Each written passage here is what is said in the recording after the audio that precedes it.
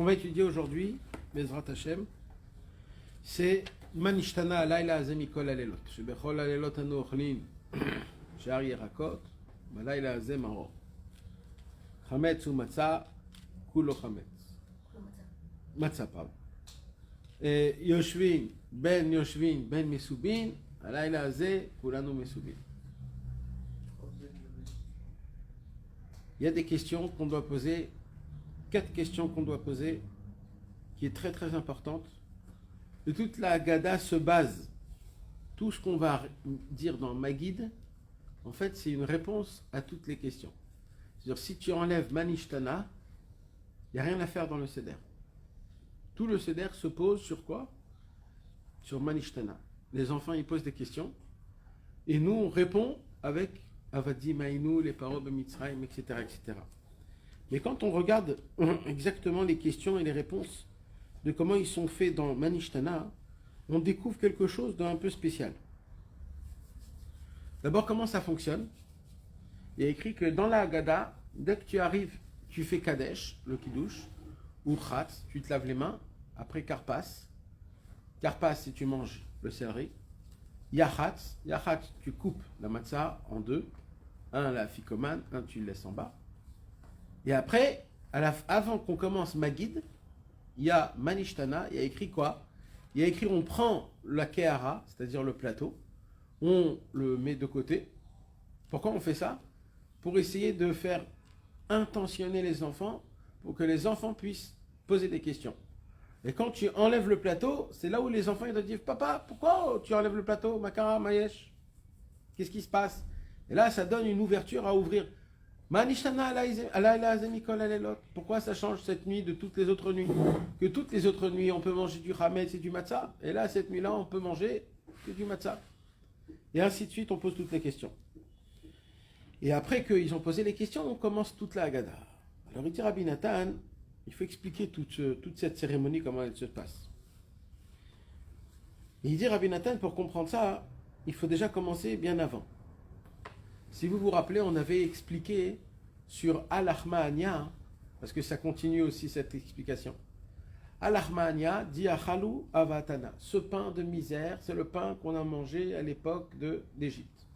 Et là on dit Kol dirfin yete veyechol. Tout celui qui veut, il vienne rentrer et manger chez moi à la maison. Rabbi Nathan, il avait posé la question là-bas, dans l'Ékuta Halachot. D'un côté, tu dis que c'est un pain de misère, et d'un autre côté, tu invites tout le monde à la maison. Alors, il faut savoir. Ou alors, tu es en misère, ou alors, tu es Béchefa, tu es avec une abondance. Ça, c'était la question que Rabbi Nathan y pose, que ce n'est pas cohérent. Normalement, ça ne va pas ensemble.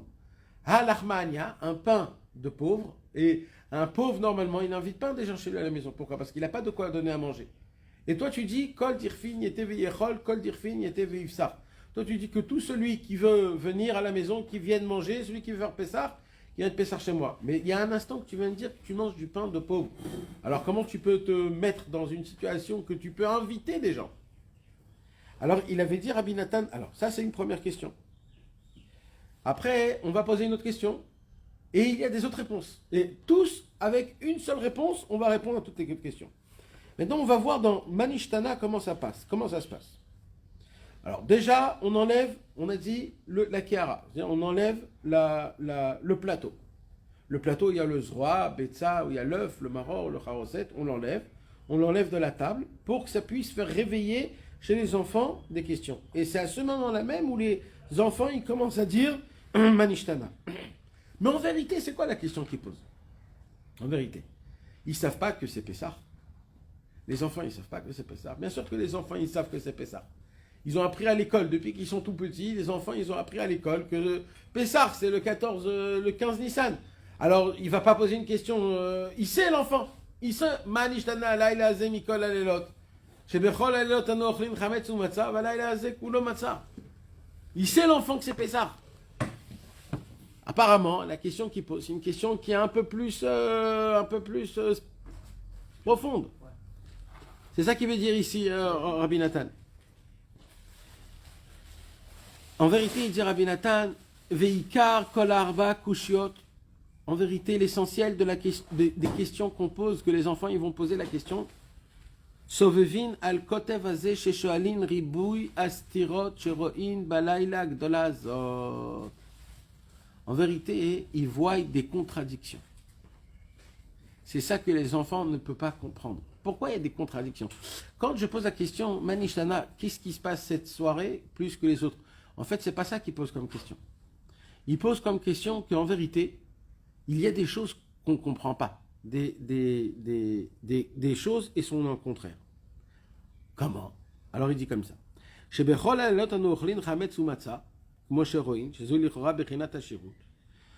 Chaque nuit, chaque jour, on peut manger ou du chametz ou de la matzah.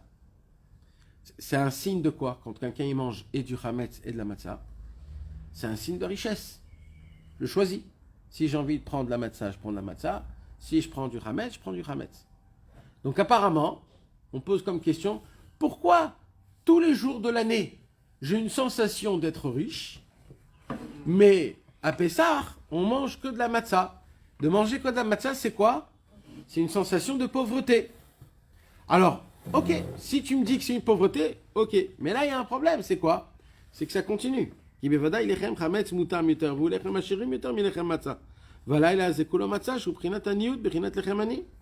Mais tout de suite après, on pose une autre question. Quoi? C'est quoi la deuxième question qu'on pose?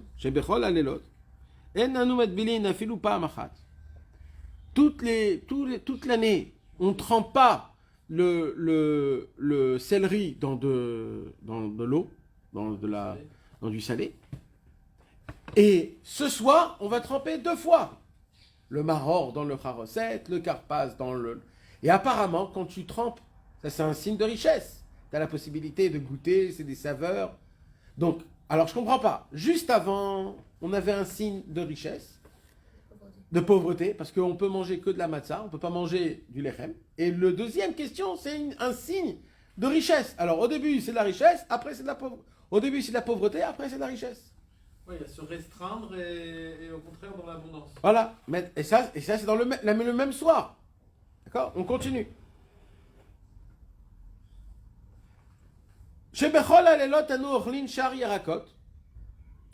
Pendant toute l'année, on a la possibilité de manger toutes sortes de laitues, de yarakot, des légumes qui sont bons.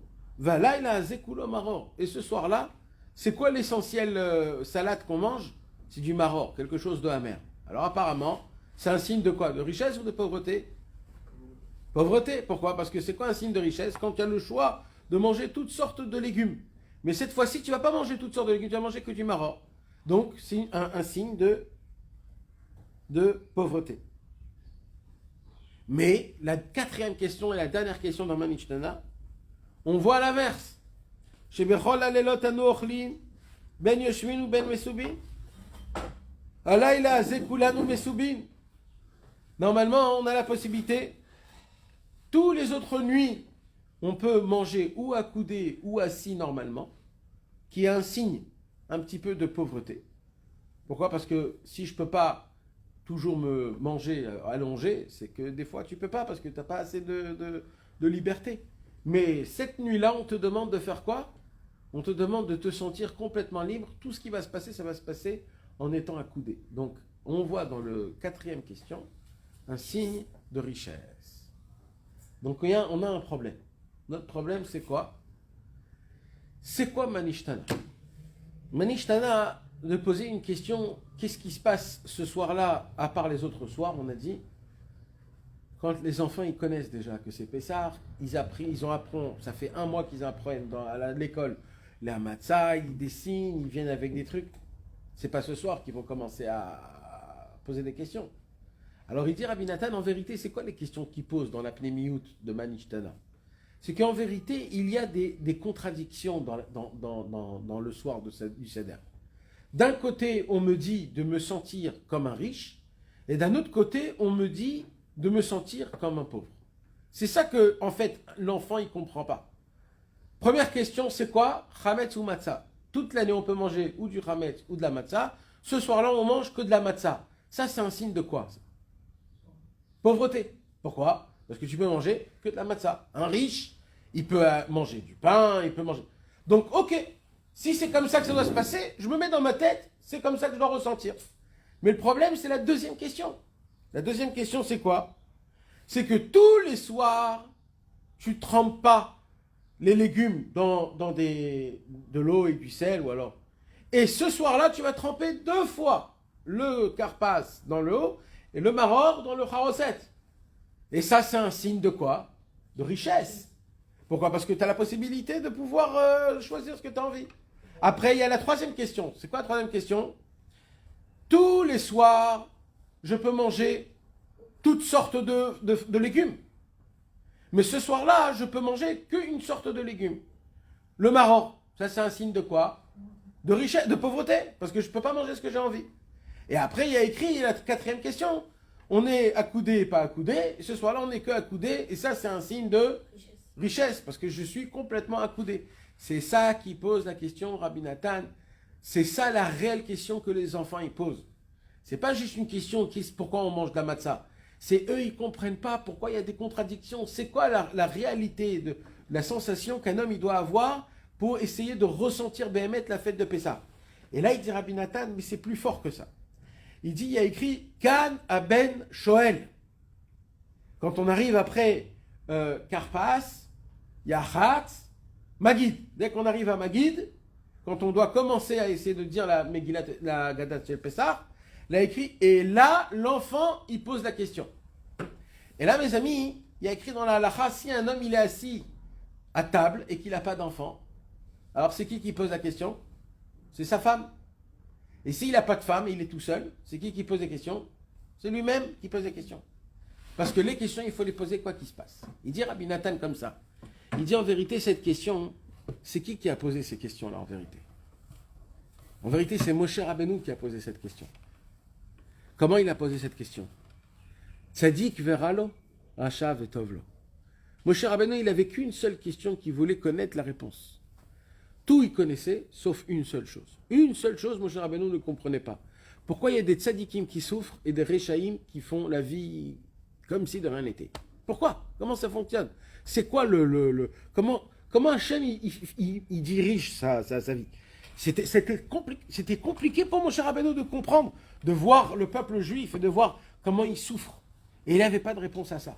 Et quand on pose la question de Manishtana, en vérité, c'est cette question qu'on pose. D'un côté, tu me dis qu'il faut que je me conduise comme il faut. D'un autre côté, tu me dis non, je dois être comme un esclave. D'un autre côté, je dois être un riche. D'un autre côté, je dois être un esclave. Et dans Pessah même, tout ce qu'on va faire, ça va nous emmener ou à croire que je suis riche ou à croire que je suis un homme pauvre. Alors, c'est quoi la vérité? Comment on doit réfléchir à ça? Ve'alze, et il dit Rabbi Nathan, et c'est sur ça, Meshivin ou Mesaprin que l'Etiat Mitzrayim. C'est sur ça qu'on raconte toute l'histoire de l'Etiat Mitzrayim. Et là, il dit Rabbi Nathan, d'où elle vient la racine des questions? Il dit Rabbi Nathan, d'où ça vient? Il dit en fait les questions, dans les 4 questions de Manishtana à Laïla Hazé, en vérité sont inclus toutes les questions qu'un homme pose sur Hachem Itbarach dans la Emouna. On a plein de questions sur Hachem. Pourquoi Hachem il fait comme ça? Pourquoi il m'arrive des choses comme ça? Pourquoi c'est comme ça? Toute la racine de toutes les questions qu'un homme il a à poser comme question, c'est quoi? Ils sont dans le Manishtana en posant la question à Hachem, Hachem, c'est quoi la Hanaga? C'est quoi ce que tu veux me faire comprendre dans ma vie? Tu veux me faire marcher dans un chemin comme ça, je ne comprends plus rien. Une fois tu me donnes un chemin comme ça, une fois tu me donnes un autre chemin. Comme dans la Gada de Pessah. Une fois je me sens comme en misère, comme si j'étais en Égypte. Je mange du maror trempé dans du charoset qui me rappelle le ciment. Et d'un autre côté, je dois manger comme si j'étais allongé, comme si j'étais sorti d'Égypte. C'est contradictoire. Tout ça, c'est contradictoire. Je ne sais pas comment ma vie, elle doit fonctionner. Je dois réparer des choses, je dois avancer des choses. Je ne sais pas comment ça fonctionne. Et un homme, dans sa vie, dans sa propre vie, il est mené parce qu'il ne comprend pas ce qui se passe dans sa vie, des fois des malheurs ou même des joies. Il est mené à poser des questions. Hachem, comment ça se passe? Où tu veux m'emmener?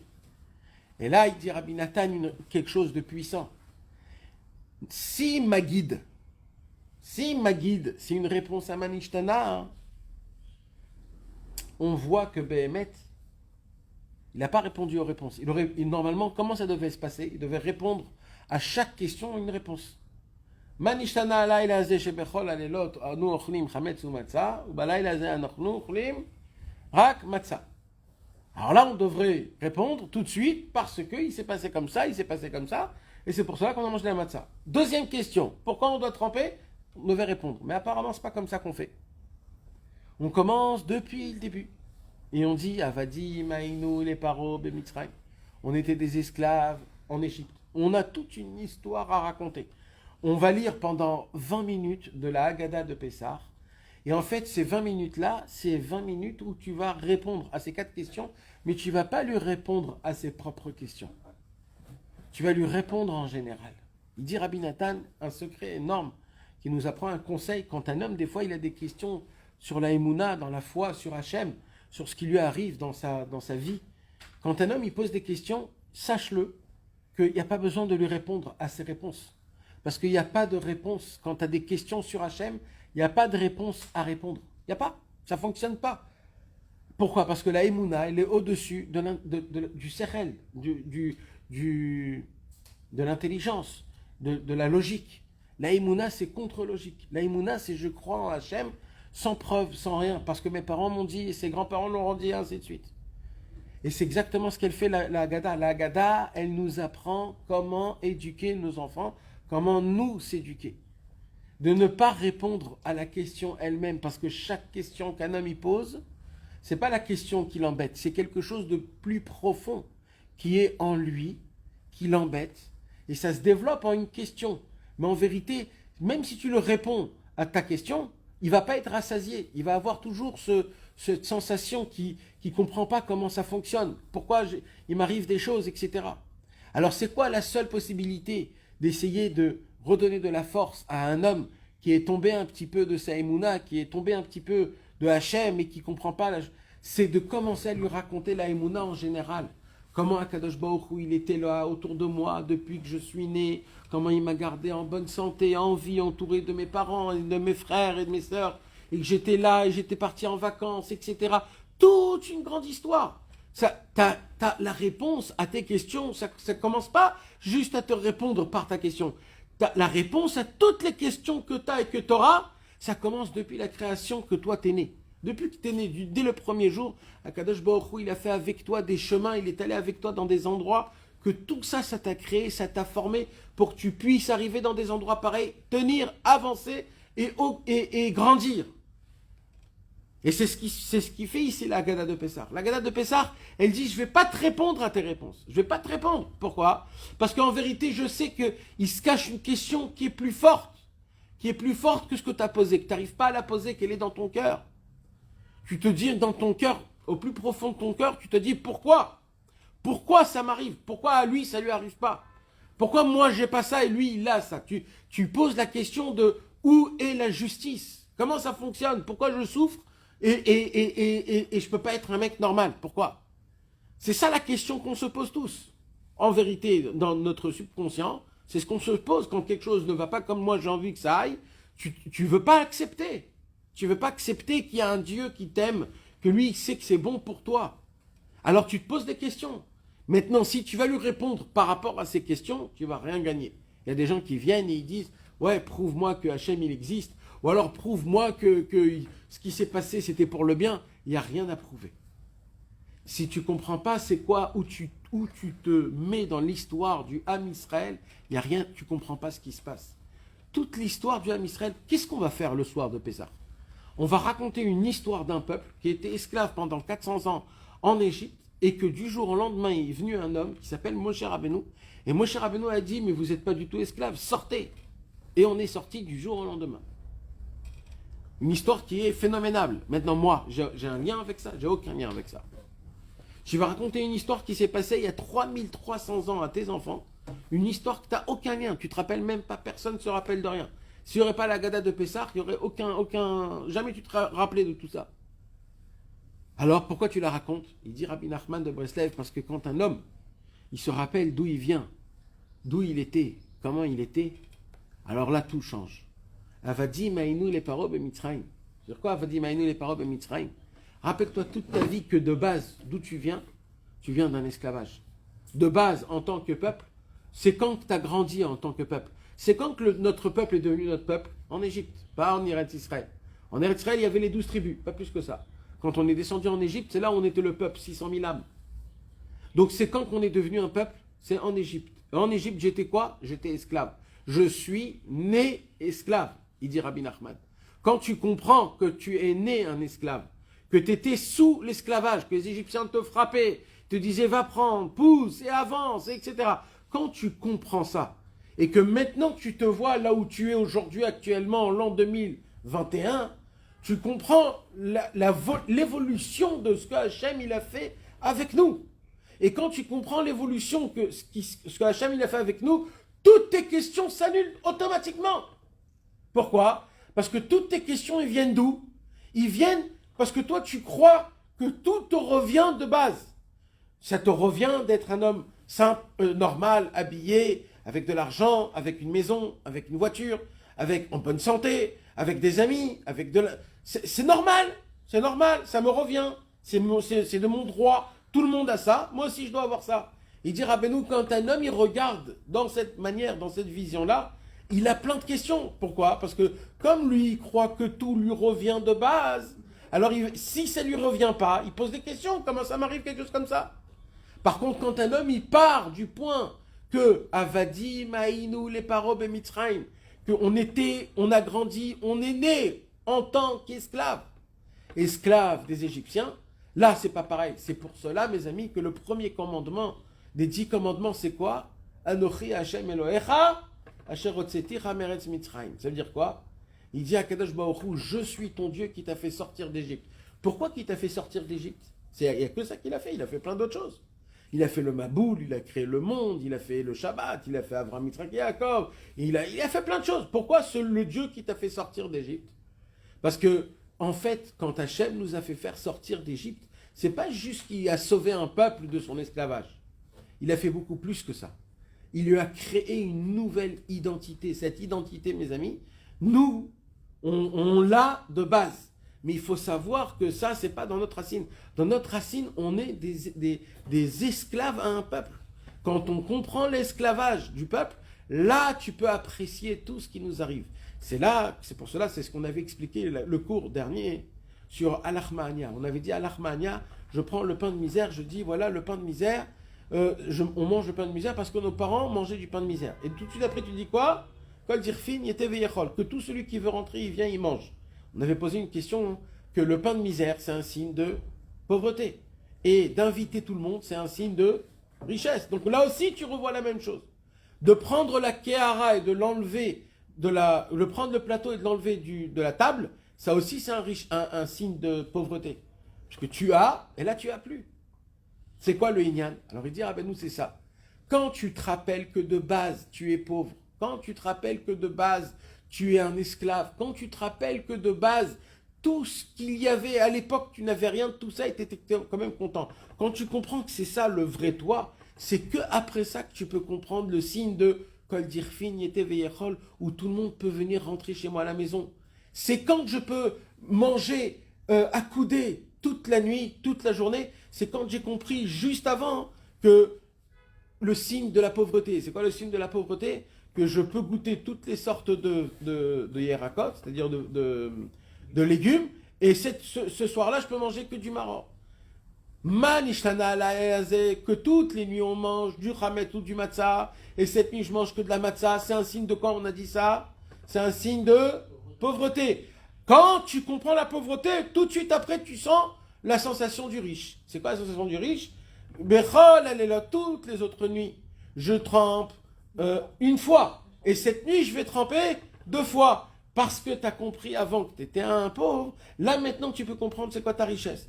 Et ainsi de suite. Pour comprendre un peu plus de richesse, il faut que tu comprennes encore combien tu es pauvre. Et c'est comme ça que ça fonctionne tout le temps, toute notre vie. Et ça, c'est pareil dans la Avodat Hashem. C'est ce qui nous explique ici le secret des 4 questions. Maintenant, il dit Rabbi Nachman de Breslev, pourquoi Dafka 4? Il manque des questions. 5, 6, 7. On peut poser plein de questions. Pourquoi exactement 4? Alors il dit Rabbi Nachman que tant qu'un homme il est dans la galoute, c'est-à-dire dans l'exil, tant qu'on n'est pas encore délibéré, que le Mashiach n'est pas encore venu, un homme toujours se posera des questions. Et la racine de toutes les questions, il dit Rabbi Nachman, c'est quoi? C'est le manque de simcha dans ce monde. On manque de simcha. Parce que c'est quoi la simcha en vérité? C'est ça la vraie Géoula. C'est ça la délivrance. Et c'est quoi la vraie galère, la vraie misère, la vraie galoute? C'est quoi? C'est quand un homme, il n'a pas de simcha.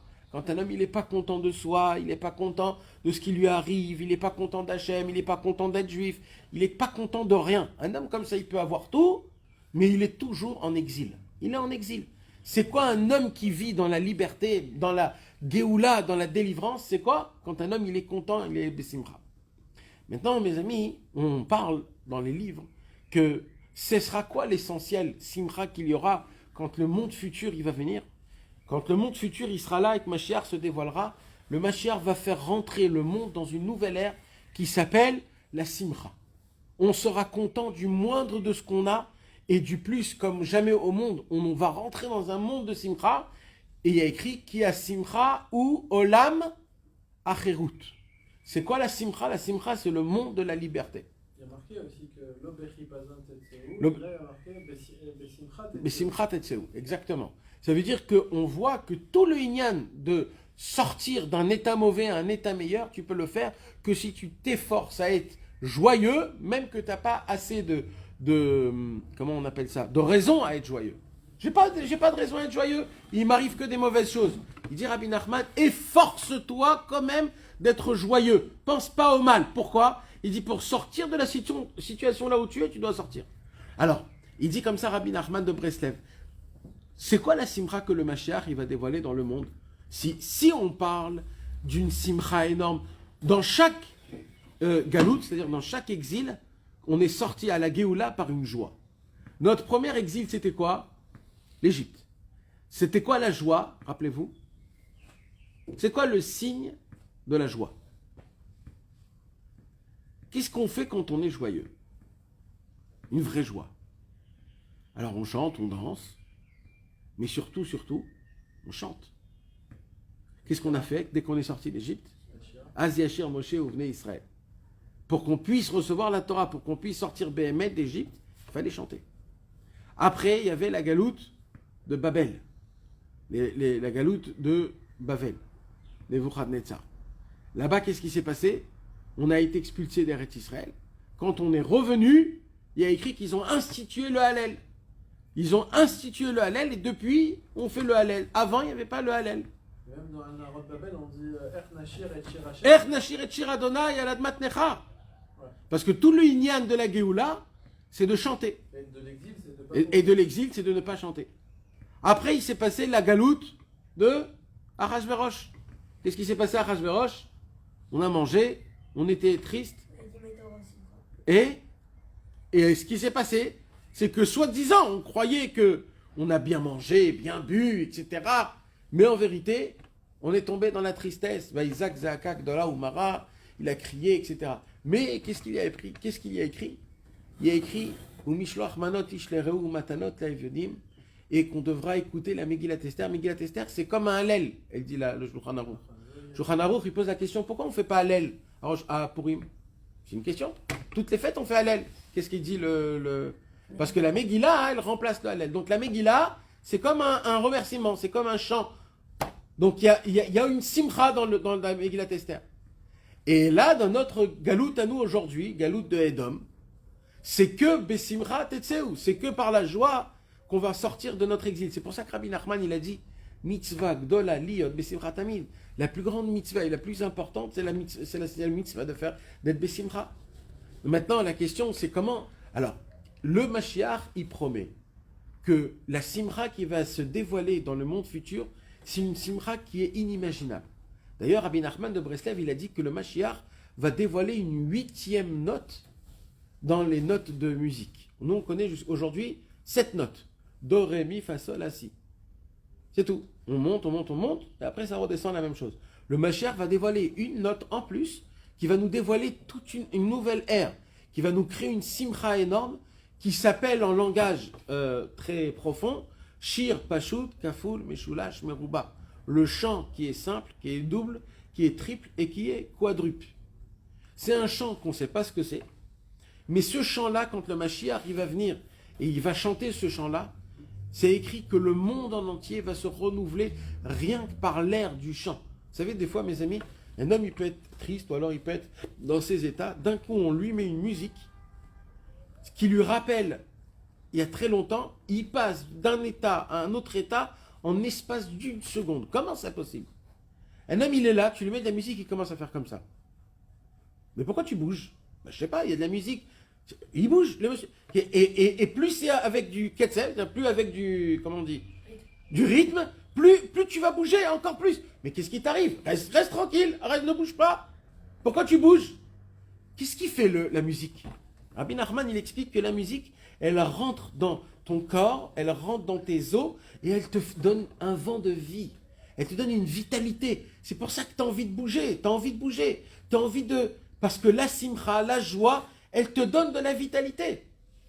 Il dit Rabbi Nachman de Breslev, la simcha, la joie que le Mashiach il va nous dévoiler dans le monde, ce chant-là, qui est simple, double, triple et quadruple, ce chant, il sera tellement puissant qu'à peine on va l'entendre, ça va rentrer en nous un vent de vitalité tellement grand que ça va nous renouveler complètement jusqu'à qu'on va devenir des nouvelles créations complètement.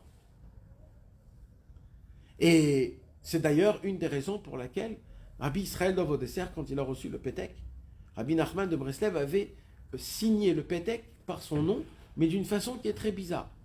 Il a signé le Pétek en façon de Nachman, Meuman.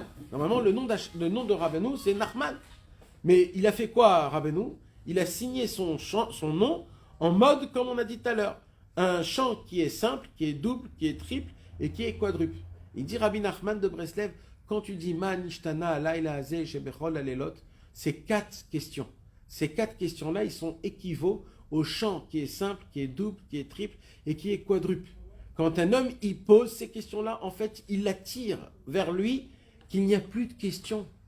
Il n'y a que de la simcha. Quand il y a de la simcha, il n'y a plus de questions. C'est pour ça, même si je vais poser des questions, je vais les poser en mode 4, quadruple. C'est-à-dire comme la simcha qu'il y a depuis l'époque. Pourquoi? Parce que même les questions que j'ai à me poser contre Akadosh Baruch Hu, c'est des questions qui sont à base de simcha. Quand un homme il est dans la racine de la simcha tout le temps, il peut des fois poser des questions, ça arrive. Mais quand un homme il n'a pas de simcha et qu'il commence à poser des questions contre Hachem et comment ça se passe, là le problème il commence à venir. Il dit Rabbi Nachman, c'est la raison pour laquelle il n'y a que 4 questions. Pour nous rappeler la lumière du monde futur, le chant du monde futur qui va nous renouveler tout notre corps et toute notre création et que grâce à ça, Bezrat Hashem, on pourra avoir la grande simcha de sortir de notre exil d'aujourd'hui à une délivrance qui est définitive et totale, Bezrat Hashem.